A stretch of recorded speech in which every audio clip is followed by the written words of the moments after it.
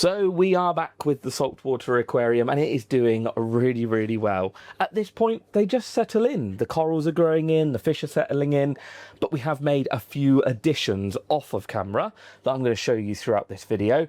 And the one thing that this tank is lacking is more corals. So we are going to get more. We're going to have a coral delivery, we're going to visit a local shop, and we're going to make sure that the tank is ready to take on that many corals.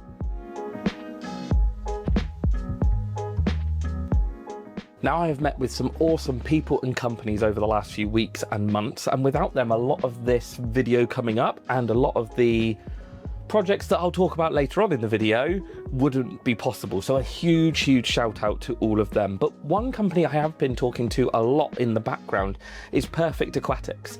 And Perfect Aquatics have launched a new competition website. Now, the competition that they have just launched on their site is a sort of saltwater or marine-based competition. So the main prizes are some amazing marine light units. And that got me excited because I was like, oh, I want to upgrade the lights on this one, but then I've sort of thought about upgrading the tank. But again, more on that in a bit. Now, I'll drop a link down in the description for the website. Tickets start at just 99p, and there's like 3 different LED lighting bundles from top companies that you could win. So you can pick from any of those, or you could even pick an £800 Perfect Aquatics gift voucher. So if you wanted to choose your own kit, then you could. Now, on top of the main prizes, there is also loads of instant win prizes. So there's marine accessories, there was even some marine kits, discount codes. I think there was even some sort of bigger fish tanks on there, tons and tons of stuff. You can see all of the different things over on the website. Now, the competition ends on November the 23rd, 2025, with the live draw being held on November the 24th, 2025.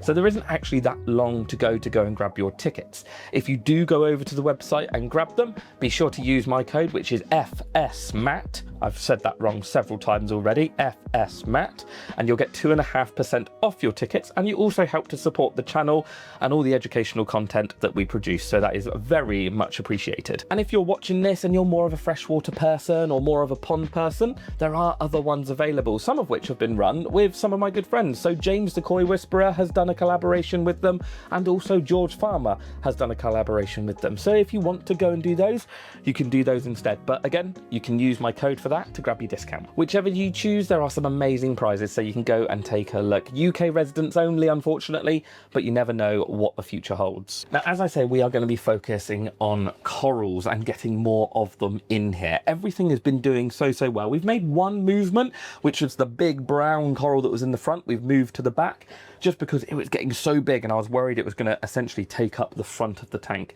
All of the tree corals are polyping up well. The toadstool's not woken up yet this morning, but that is just because the lights have only just come on. I was sat in my chair waiting for this to happen so that I didn't disturb their normal light cycle so I could get on with this video. Now, one of the big additions that we made whilst not filming was actually our new cleaner shrimp, and Quinn fell in love with it. He absolutely loves it, comes into the fish room looking for it all the time. Even took the exoskeleton into his school to show for show and tell, which I don't think the teachers were overly, I don't know, they were a bit freaked out by it. But he has been an amazing little addition and is super active all over the tank. And again, I'm going to say it now, we're going to be doing a bigger one of these, so a lot of this will probably move up. Now, I've been very lucky recently in the fact that I've gone to loads of different shows. We have been to the Aqua Hate show, or Aqua. We have been to the Pet and Aquatic Trade show. We have been to some local events, and I've got some coming up in the very near future all over the country.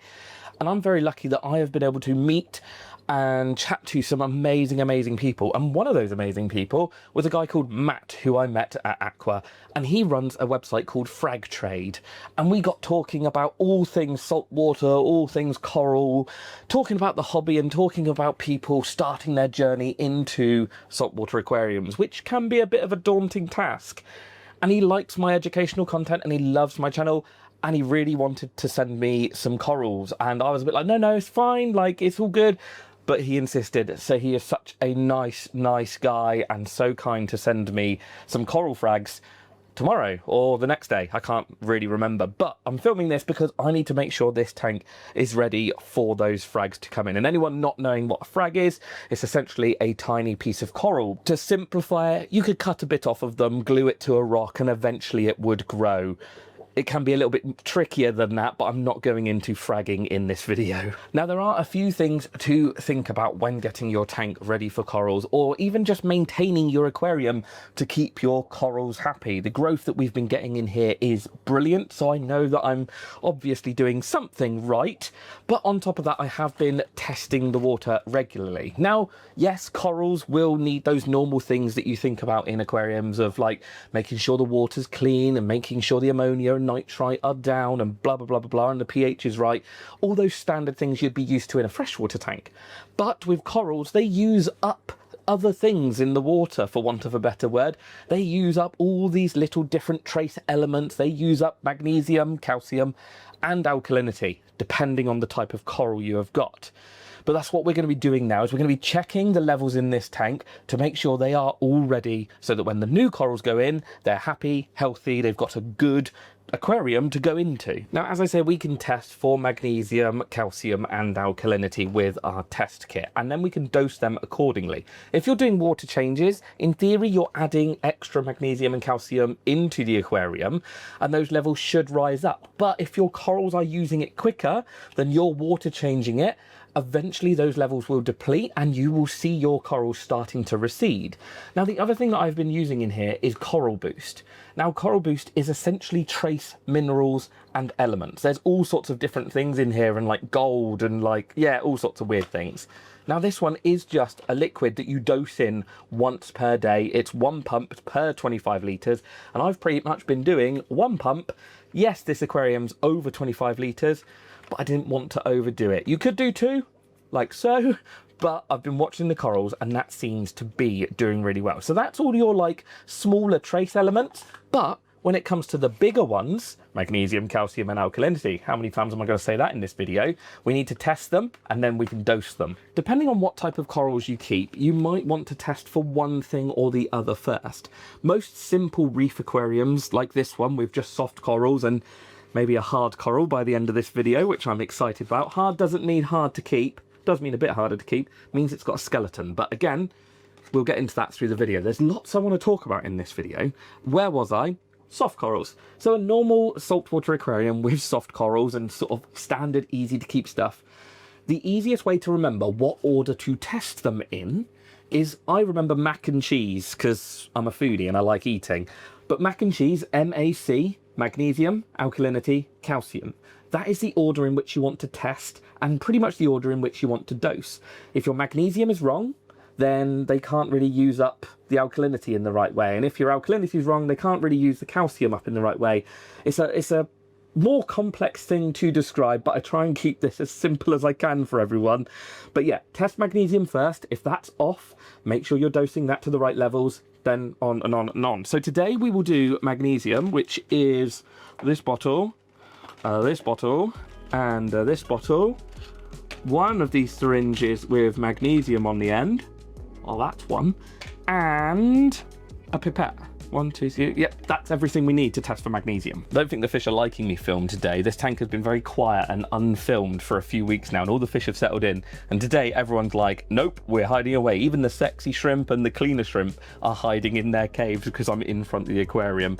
Now, this is really easy to do. We actually need to make sure one of these tips are on the syringe there. And then all we need to do, cap off 1 ml of aquarium water into that one, which doesn't seem like a lot, but makes the tests last a lot longer. We then need to chuck some of these different liquids into here, and I've got to remind myself which ones are which. 10 drops of 1, 5 drops of 2, and then it's the syringe with number 3 in, which is absolutely fine. So 1, 2, 3, 4, 5, 6, 7, 8, 9, 10. 1, 2, 3, 4, 5. And then for the next bit. So now we draw 1 ml of this solution out of here with our trusty syringe. Now you need to make sure that even though it says a mil, the bottom of the plunger needs to be at 1 mil, not the liquid.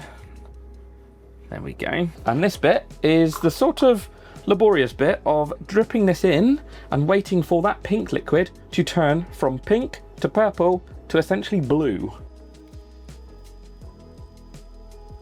And there we go, one blue liquid. Hopefully you can see the colour change on screen. And then once you've finished dripping the water in and it's gone from that pink to the purple to the blue, then you check what level is left in your syringe. Now this one's roughly about 0.15 to 0.14, so we're a little bit lower than the optimum level of magnesium, but we're not a million miles away. Now it can get a little bit confusing when you start looking at all these different levels of calcium and alkalinity and magnesium and all of these different things, and it does seem a bit overwhelming. And most of the time I will still search online for what levels need to be where, because it just often doesn't stick in my brain and I just want to second guess myself. But actually, to be fair, most of the time it is written on the back of the test kit. These sort of coloured in zones are sort of the safe zones, but depending on what you're keeping in the tank, you might want to run them higher, lower, whatever, but that's just working out what you've got in your tank. For this, somewhere in the middle of the safe zone is perfect. So we've worked out that our magnesium is slightly lower. Now the good thing is,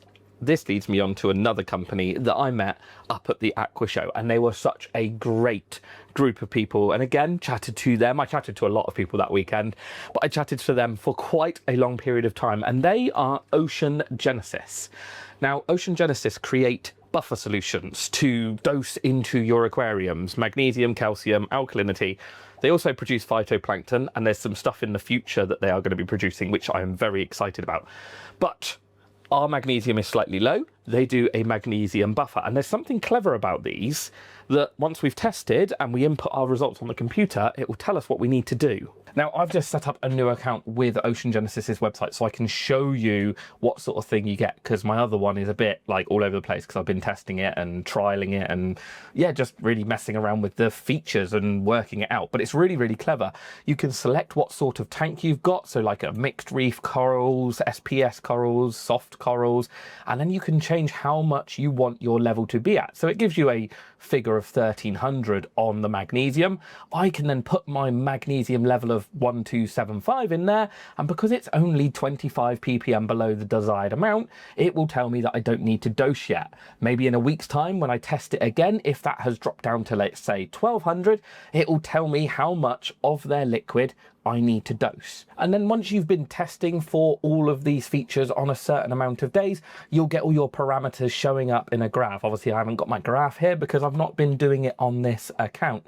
And then you can just go through to their shop, make sure that you have got your calcium, your magnesium, and your KH all shipped to you. It's a really clever thing that takes the sort of workings out of your reef tank, and that, well, if it helps beginners, oh, I'm very dark because of the screen, but if it helps beginners, I'm all for it. Now, I will test for my alkalinity and my calcium off of camera, because in all honesty, that magnesium one took long enough to do, and I don't want all of you waiting here while I mess around with that. So I'll quickly do that, check that the parameters are all okay. I have been doing regular water changes and there's not that many corals in there, so I expect they're all right. And I'll bring you back in a minute to show you one more product from Ocean Genesis, and then I think we're ready for corals. So we'll be skipping forward a few days, but give me 2 seconds, let me finish these tests and I'll be back. So I am happy to say that I have tested alkalinity, I've tested calcium, and it was all pretty much spot on. One of them was a little bit lower, but again, nothing that needs to be sorted. I just chucked all the numbers into the Ocean Genesis website and it told me that, yep, you're all good. Test next week and see how you get on then. Obviously, this tank is very low stocked and I've been doing regular water changes on it to keep up with everything. So that has meant that the minerals have just been topped up. All those levels are absolutely fine. Once we get more corals in there and once we start sort of, well, getting them to grow and to thrive and establish themselves, that's when we're going to start seeing those numbers drop. And there's only so much you can reintroduce via a water change. You know, it's hard to explain, but at some point your corals will probably pull out more than your water change can give them. So that is where these liquids come in. So shout out to Ocean Genesis for doing something very exciting and cool. There is some other new products that they're going to be doing that hopefully I'm going to be working with them on and showing off, because I just love when a company does something that helps beginners and established people, just makes the hobby more accessible and easy. So I'm excited for this, but I'm not sure I'm allowed to talk about those new products yet. So I'll be quiet on that. Watch out for a future video, possibly when we get a bigger reef tank. I don't know if I've said that already, actually. Well, that might be a bit of a spoiler, but anyway, right, one more product. I want to feed the tank with some phytoplankton, and then we're just waiting for the corals to turn up. Now, the other thing I got talking to Ocean Genesis about was their phytoplankton. Now, this will be something that's a little bit weird for freshwater keepers out there, but phytoplankton is essentially algae, for want of a better word, that feeds corals. Now, the numbers that actually Ocean Genesis were talking to me about was crazy, because it's like something like photosynthesizing corals have 20 to 30% of their diet made up by phytoplankton, and that's crazy. Like, that's a huge amount. And obviously some corals are different, but certainly since dosing this for the last whatever it has been, few weeks, months, no, it's not been months, but few weeks, I have noticed a difference in the coral polyp extension and everything like that. So we will dose this one last time before the new corals arrive. And I think I might have got my dates mixed up, because it might be a couple of days later than I thought. So at least I've filmed this video, we're ready for them. But let's get some of this in there. Now, dosing phytoplankton, you do have to sort of play it by how much coral you've got in the aquarium. Obviously, once this tank is full of coral, they will consume a lot more phytoplankton. While it's like this, they're not going to consume as much, but it is fairly simple in the fact of pouring a little bit into our cup or measuring cup and pouring that in. I've been going with a small amount at the moment because I think that's probably the best way to do it, but well, so far it's been working. We've not got an increase in algae. Everything looks like it's thriving. I think we're good to go. Now, the cool thing is this is all made in-house with them, so you know you're getting a really decent product. The other thing you can do is you can get a subscription with them and they'll send it out to you. So I think that's what I'm going to end up doing, is just getting this on subscription so they can send it out to me as and when I need it, especially if this is the first reef tank of a few that we are going to cover over the coming months and weeks and years on the channel. So, right, we're done. We're done for whatever this day has been, maintenance and feeding day. Tomorrow, not tomorrow, it's about 2-3 days in the future, we'll be receiving our corals from Matt at the Frag Trade place, and yeah, we'll get them acclimatized. So let's skip forward a few days. So I know what you're all thinking. Matt, that is a freshwater tank. This is a saltwater video. I just need this shelf though, because we have received our new corals. Now, Matt from Frag Trade has been an absolute legend and sent us some awesome things. Now, I'll be totally honest with you, I have already opened this box. I was too excited. The lights on the coral tank weren't on, and so I wasn't ready to film. So I have already been in here and had a bit of a look. But how cool is this? He uses sheep's wool for insulation. There's also some heat packs in the bottom to keep it all warm. And you get a great little sticker with all the acclimatization steps on it. How clever is that? But we have some individual pots with corals in. Look how cool that is. Amazing. Let's get them acclimated. Acclimated? Let's get them acclimated. Acclimatized. Oh, I don't even know anymore. Acclimatated is certainly my new favourite word. Now, with these, there's obviously a little bit of carbon in the bottom to help with any sort of toxin release while the corals are being shipped. And there's also, honestly, it looks like a loofah sponge. So it's like an all-natural sponge, I guess, to help the corals not get battered around in transit. Now, I do need to make sure these are warmed up to the same temperature of my tank, so I'm going to have to empty some of the water out of these pots. Now, temperature acclimation is obviously very important when it comes to corals, so we are going to get some of this water emptied out so they've got a bit of an air gap, and then we can float these on the surface of the tank to make sure the temperature equalizes. After that, we will do a little coral dip, pop some of our aquarium water into these pots, and then away we go. Got to make sure the corals stay under the water though. Now, we will be turning the lights out to finish off this process, just again, so we don't stress everyone out. But these now should, hopefully, yes, float on the surface, and they can all slowly warm up. Oh, Dalmatian hairs. Oh well. Now, that might seem quite a quick transition, but these corals have had 30 minutes to float, so they are now at the same temperature as the aquarium, so we can get on and acclimatize them to our water parameters, which is, well, quite an easy job to be fair. We just need to make sure that we put some water from there into there. Where's my last one gone? It's disappeared to the back, look. Come here. So I will go through and tell you what I've got. We've got a neon cabbage coral in that one, a not reducing, Matt can't read, a red ring zoa and a rastazoa. We've got, our first hard coral in that one is a candy cane coral. So that one actually grows a skeleton compared to all the other ones. We have got, green star polyp. So in there's a beautiful metallic green star polyp. Matt showed me that one. And a purple bee zoa. Sounds great. Excited to see that one. And then, a purple Yuma mushroom. Awesome. Great little selection. Now all I'm going to do is just top all of these up with a little bit of my aquarium water. There's a load of different ways to acclimatize corals. Some people don't even acclimatize them. I'm going to do it this way just to make sure that everything is good with them. We might drain a little bit of water out of them and pop a bit more in the next sort of 10 minutes or so. But this should get them, the majority, acclimatized. Right, there we go. Let's leave them for a bit.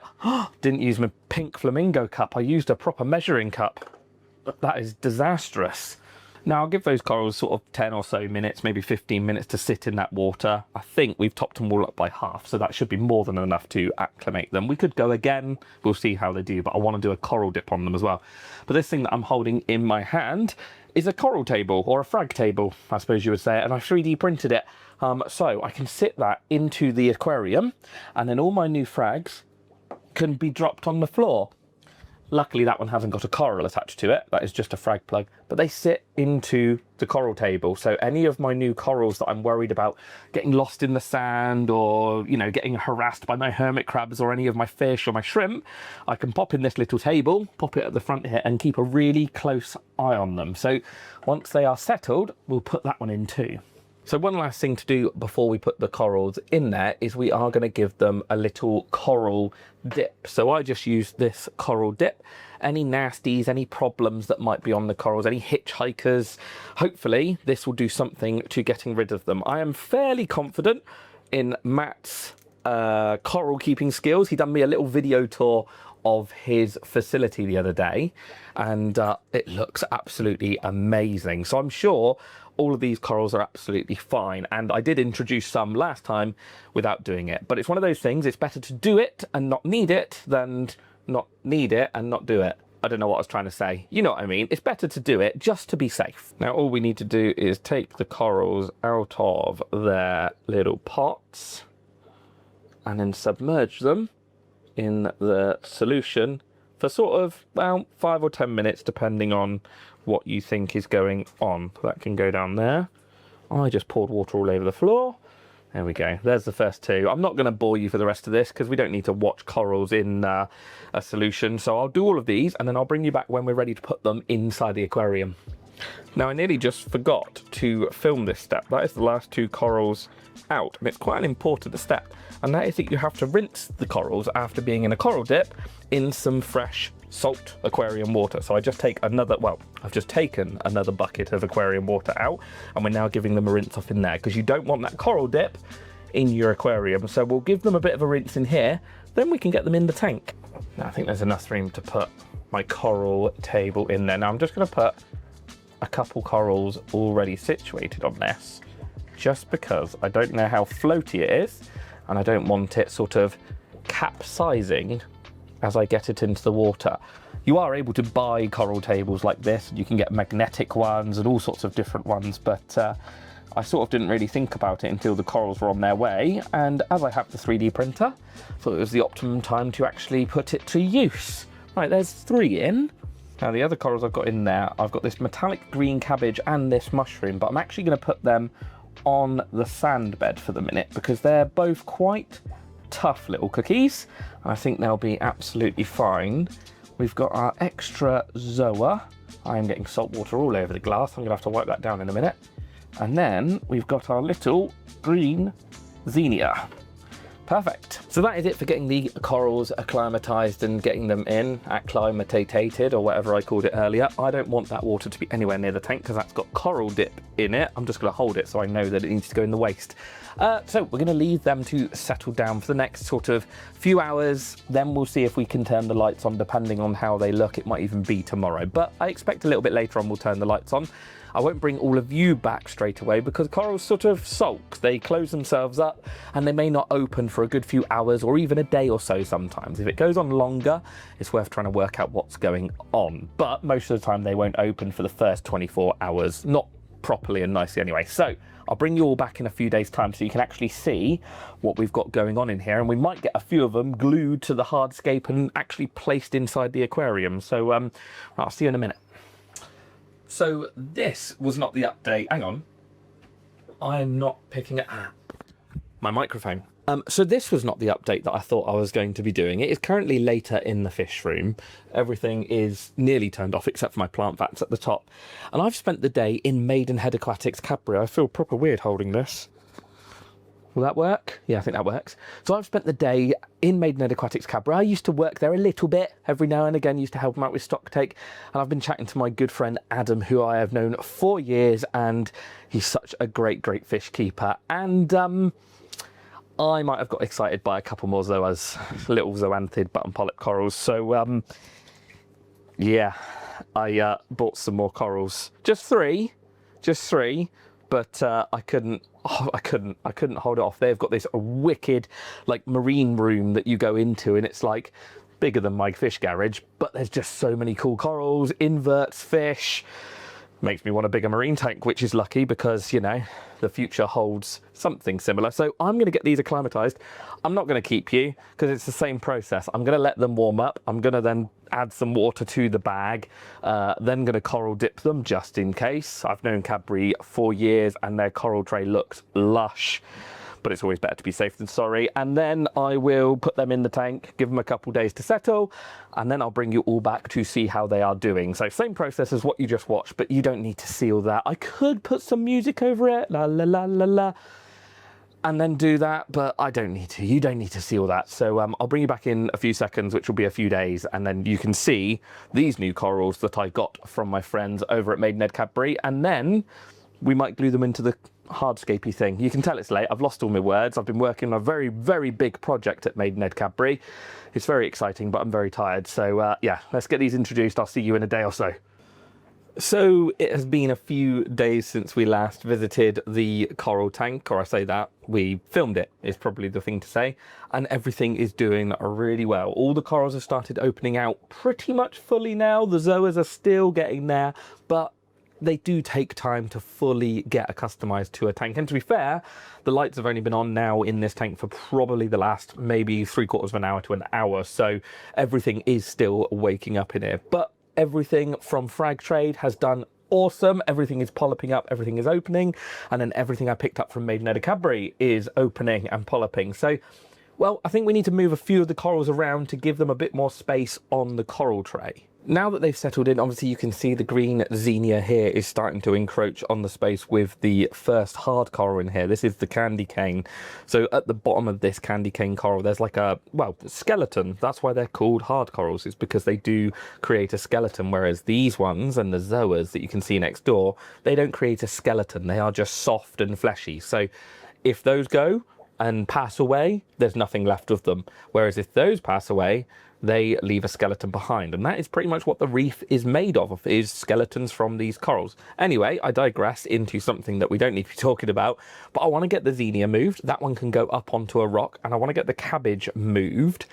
I think the rest can stay on the frag table for the minute for a future episode when we talk about, you know, getting things off of frag plugs or gluing things in a proper video. Everyone is so unsettled in this tank at the moment. Like the coral goby has gone and annoyed one of my tree corals, and he's like winding it up, and all the fish are in hiding. They came out for a quick frozen feed, but it was like bang, smash the food back in. And yeah, they've not really been very happy with me messing around with this tank. So the sooner I can get all these jobs done, the better. Now the first one I'm going to start with is our little xenia. Now I could glue this, but because I've got this big plateau up here that's got ridges in, I'm hoping that I can just sort of sit it up there and eventually it will sort of seal itself, because Xenia grows over like, for want of a better word, a skin is the easiest way to describe it. And I'm hoping that being up on that top rock there, on that big plateau, will mean it's got a good anchoring point to sit on. Now the other one I want to move is the cabbage coral, and there's a little gap in this rock here that I'm hoping the rock will wedge into and just sit. My cleaner shrimp is proper interested in my hands at the moment. Ah, that wedges in lovely there. Perfect. And then lastly, I'm going to move the little Yuma mushroom away from his feather duster friend up onto the rock here. I think that will just give it a little bit more of a purchase place.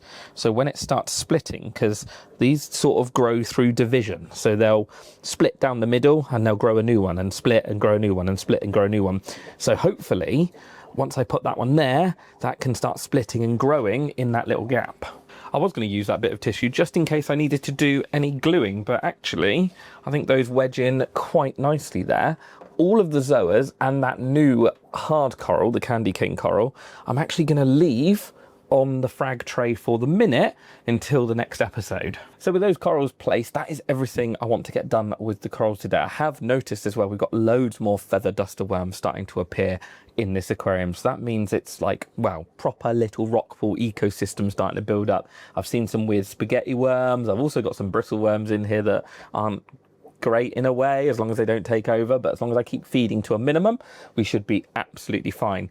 Now I think in the next episode I'm going to show you more fragging, essentially more of gluing the corals to the rocks, maybe cutting them off of the fragging plug if they need to, then using a putty to stick them to a rock, all of that sort of thing. And we might even frag one of our own corals just to give you an idea of how that is going. The big brown sort of finger coral that's in the background is an ideal candidate for that, because that is flowy and big, and when it's fully pumped up, it's crazy how big it expands. So maybe that one, just to show you how, not ruthless, that's the word, but how you can cut corals sort of like you would cut a plant.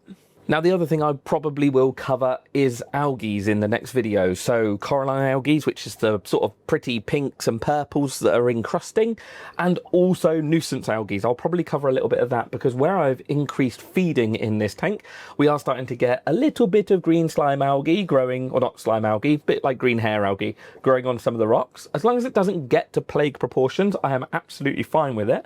And Adam from Maidenhead Cadbury gifted me a little cutting of Caulerpa, which is like a saltwater plant, but it's like a algae. It's a pretty algae. Let's call it that. Let's call it a pretty algae. So it's like a plant for your saltwater aquarium. They can take over and go a little bit mental, but they are really good at nutrient removal. And I can see it growing right in the front here, which is not ideal, because that was a piece that just floated and landed. So yeah, that wasn't ideal. And actually, talking of plants, you might be able to see our new betta tank that probably wasn't in the start of this video, because this video has been a little while in the making. So our new betta tank with our silver dragon betta bamboo forest is actually out on the channel as well. So you might be interested in that one. But I think that's everything for today. I think we are good. Thanks to everyone who made this video possible. Thank you to the people that are supporting the next video on the channel, which is an even bigger marine aquarium. But we will be still doing updates on this, so do not worry. Yeah, as always, hope you've enjoyed it. Hope it's been interesting. Hope it's been useful. I look forward to chatting to you all in the comments. And yeah, see you all in the next one.